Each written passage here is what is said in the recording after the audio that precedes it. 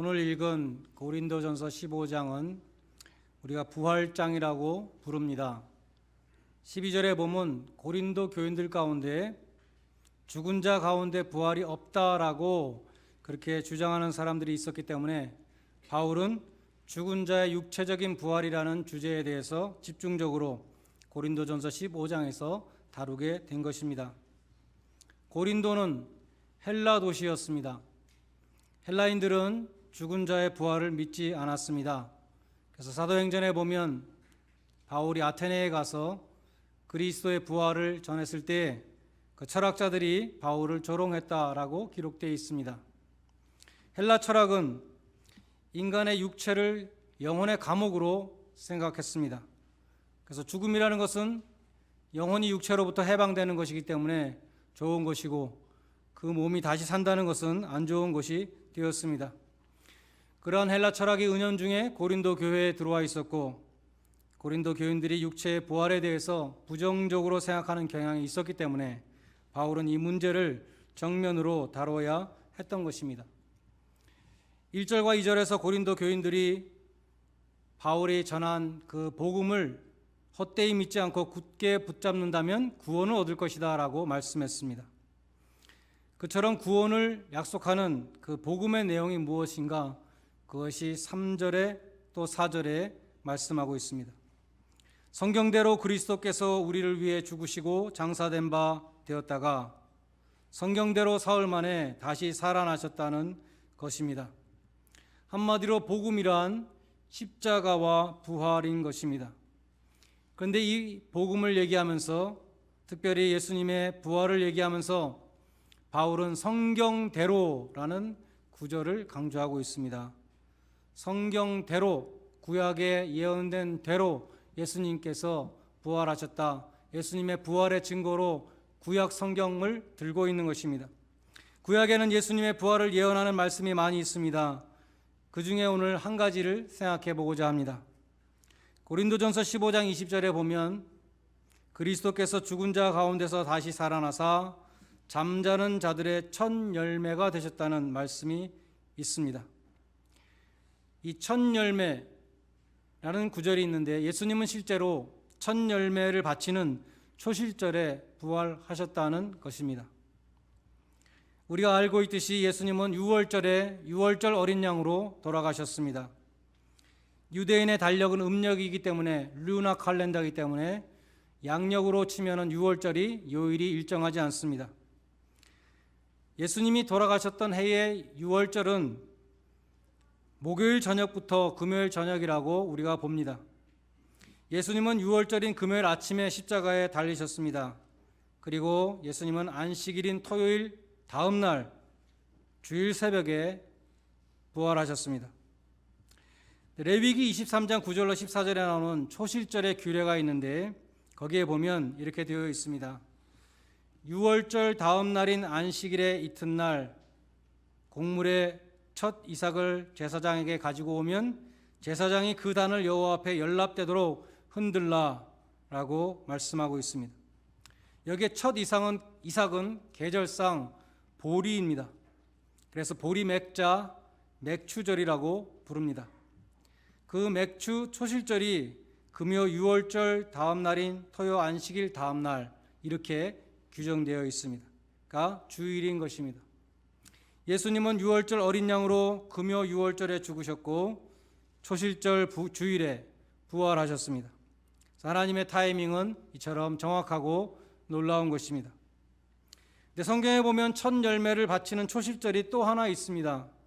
그것은 77절 혹은 오순절입니다. 77절은 6월절로부터 7주가 지났다는 뜻이죠. 그리고 그 이튿날까지 합치면 오순절 50일이 되는 것입니다. 이 77절도 처음 익은 열매를 드리는 날이라고 민수기 28장 26절은 말씀하는데 이 날은 밀을 드리는 날입니다. 밀의 첫 열매. 그래서 77절은 밀의 첫 열매를 드리는 초실절입니다. 그처럼 밀의 첫 열매를 하나님께 바치는 77절 혹은 오순절에 신약의 교회가 성령의 첫 열매로 성령 강림과 함께 탄생했습니다. 많은 구약 성경이 예수님의 부활을 예언하지만 특별히 예수님은 구약의 중요한 절기인 유월절에 돌아가셨고 첫 열매를 바치는 맥추 초실절에 부활의 첫 열매로 부활하셨습니다. 그것을 우리는 예수님의 부활에 대한 구약 성경의 증거라고 부를 수 있을 것입니다. 바울이 예수 부활의 증거로 드는 두 번째는 5절부터 8절까지 나오는 부활의 증인들입니다. 게바로부터 베드로부터 시작해서 만삭되지 못한 자와 같이 태어난 나에게까지 주님께서 나타나셨다라고 말씀합니다. 부활하신 주님을 보았다는 것은 바울에게 굉장히 중요한 사건이었습니다. 왜냐하면 부활하신 주님을 본 사람만이 사도의 자격이 있었기 때문입니다. 그래서 9절에 보면 바울은 자신이 사도라고 말하는 것입니다. 교회를 핍박했던 사람이기 때문에 사도라고 감히 부름을 받을 만한 자격이 없지만 그럼에도 부활하신 주님께서 바울에게 나타나 주셨고 하나님의 크신 은혜로 지극히 작은 사도가 되었다고 말씀하는 것입니다. 부활의 증인들이 많이 있습니다.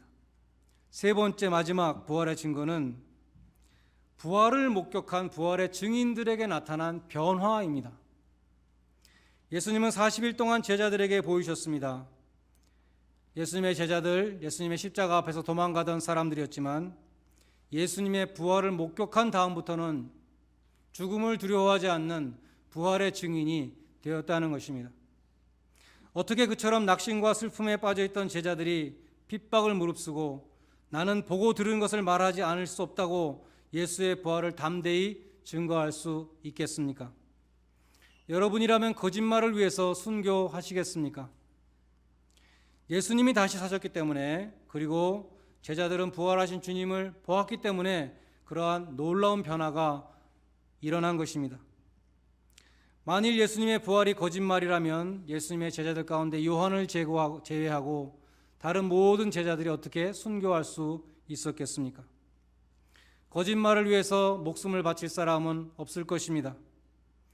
예수님의 부활은 부인할 수 없는 사실이요 그들은 목숨을 걸고 본 것을 증거했습니다. 제자들의 변화된 모습이 부활의 증거입니다. 거기에 사도 바울도 포함됩니다. 사도 바울도 부활하신 주님을 만난 후에 완전히 새로운 피조물이 되었습니다. 우리는 흔히 사울이 변하여 바울이 되었다고 말합니다. 사울은 큰 자라는 뜻의 히브리 이름이고 바울은 작은 자라는 뜻의 로마식 이름입니다. 그는 히브리인으로서 큰 자로 살았습니다. 그러나 그는 예수님을 만난 다음에 작은 자라는 뜻의 바울로 살아가게 되었습니다. 그는 예수님을 만난 다음에 스스로 크게 여겼던 바리새인의 모습을 버리고 스스로 작게 여기는 그리스도인이 되었다는 것입니다. 바울은 개종하기 전에 나는 율법에 의로 흠이 없는 자다라고 큰소리치던 큰 자였습니다. 자기 의에 가득 찬 사람이었습니다. 그러나 예수 믿는 자들을 잡으러 다메섹으로 가던 길에 예수님을 만나고 햇빛보다 더 밝은 예수님의 광채 앞에 시력을 잃었습니다.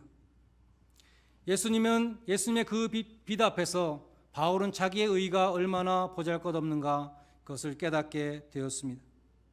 이 지식을 갖게 된 바울은 자기의 의를 쫓는 길에서 돌이켜서 하나님의 의, 예수를 믿는 자에게 거저 주시는 하나님의 의를 전하는 사도가 되었습니다. 율법의 의로는 흠이 없는 자라고 자부하던 자기 의에 가득 차 있었던 바울의 입에서 나는 죄인의 괴수라는 고백이 나오게 되었습니다. 히브리인 중에 히브리인으로서 살았던 그가 이방인의 사도로 변화되었습니다. 핍박자가 전도자가 되었습니다.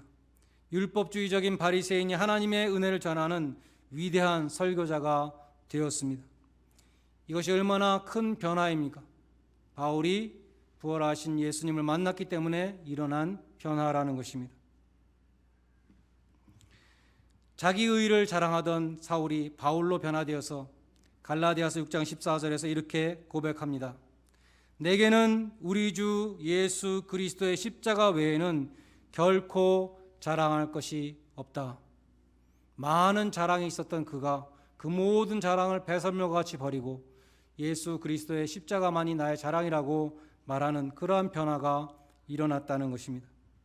스스로 잘났다는 교만과 자기에 사로잡혔던 큰 자 사울은 살아계신 주님을 만난 후에 나는 죄인의 괴수라, 나의 나된 것은 하나님의 은혜라고 고백하는 작은 자가 되었습니다. 그러므로 고린도 15장 전체가 육체의 부활을 말씀하고 있지만 우리는 그것을 우리 옛사람이 죽고 우리가 변화되어 새 사람이 되는 영적인 부활로도 적용할 수 있는 것입니다. 예를 들어서 고린도전서 15장 44절에 보면 우리가 죽을 때 육의 몸으로 심고 신령한 몸으로 다시 살 것이라고 그렇게 말씀했습니다. 로마서 8장 5절에 보면 육신을 쫓는 자와 성령에 쫓는 자가 있다 그랬는데 우리는 육신을 쫓는 자로서의 옛사람이 죽고 성령을 따르는 자로서 새 사람으로 우리가 거듭나는 부활을 한다, 그렇게 적용할 수 있다는 것입니다. 또 고린도전서 15장 43절에 보면 약한 것으로 심고 강한 것으로 다시 산다고 말씀했습니다. 우리가 죽을 때는 약한 모습으로 죽지만 장차 주님 재림하셔서 부활할 때는 강한 자로 부활할 것이라는 말씀입니다. 이 말씀도 우리의 영적인 부활에 적용할 수 있습니다. 고린도후서 12장 9절로 10절에 보면 이런 말씀이 있습니다. 내가 나의 여러 약한 것에 대해서 자랑하리니 이는 그리스도의 능력으로 내게 머물려 함이라. 이는 내가 약할 그때에 곧 강함이니라.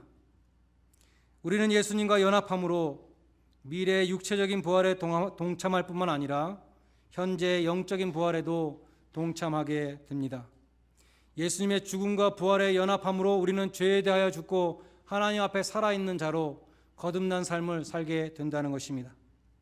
고린도후서 5장 17절에 그런즉 누구든지 그리스도 안에 있으면 새로운 피조물이라 이전 것은 지나갔으니 보라 새 것이 되었도다 라고 말씀합니다. 주님의 십자가와 십자가의 죽음과 부활에 연합한 부활의 성도로서 여러분 모두가 새 생명을 주신 하나님께 대해서 살아있는 성도들이 되시기를 바랍니다. 마지막으로 이 부활주일에 우리가 꼭 기억해야 할 사실은 부활이라는 것은 죽은 자에게만 일어나는 영원한 영광스러운 사건이라는 것입니다. 죽은 자에게만 부활이 있습니다. 부활의 능력의 삶 가운데 우리가 살기 위해서 우리는 먼저 죽어야 한다는 것입니다.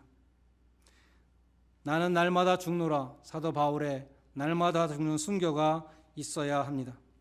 우리의 옛사람을 그 정과 욕심과 함께 온전히 십자가에 못 박는 죽음이 먼저 있어야 우리는 부활의 능력을 가진 부활의 성도로서 살아갈 수 있는 것입니다. 여러분 모두가 세상의 온갖 풍파를 이기고 죽음의 두려움을 몰아내며 가장 귀한 생명까지 드릴 수 있는 그 부활의 능력을 소유한 부활의 성도들이 되시기를 주님의 이름으로 간절히 축원드립니다. 기도하시겠습니다.